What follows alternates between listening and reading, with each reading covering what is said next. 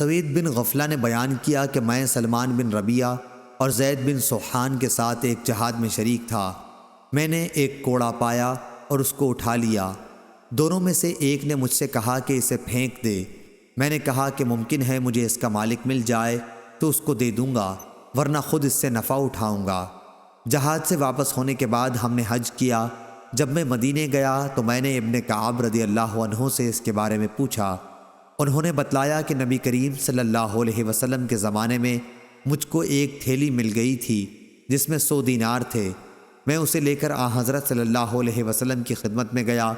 آپ نے فرمایا کہ 1 سال تک اس کا اعلان کرتا رہے۔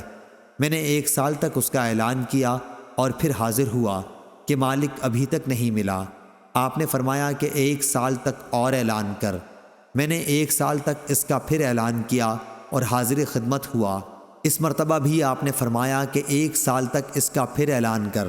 میں نے پھر 1 سال تک اعلان کیا اور جب چوتھی مرتبہ حاضر ہوا تو آپ نے فرمایا کہ رقم کے عدد، تھیلی کا بندھن اور اس کی ساخت کو خیال میں رکھ۔ اگر اس کا مالک مل جائے تو اسے دے دے، ورنہ اسے اپنی ضروریات میں خرچ کر۔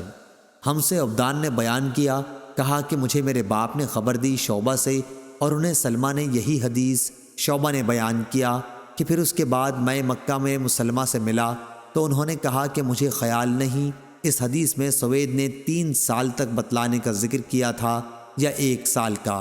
صحیح بخاری حدیث نمبر 2437۔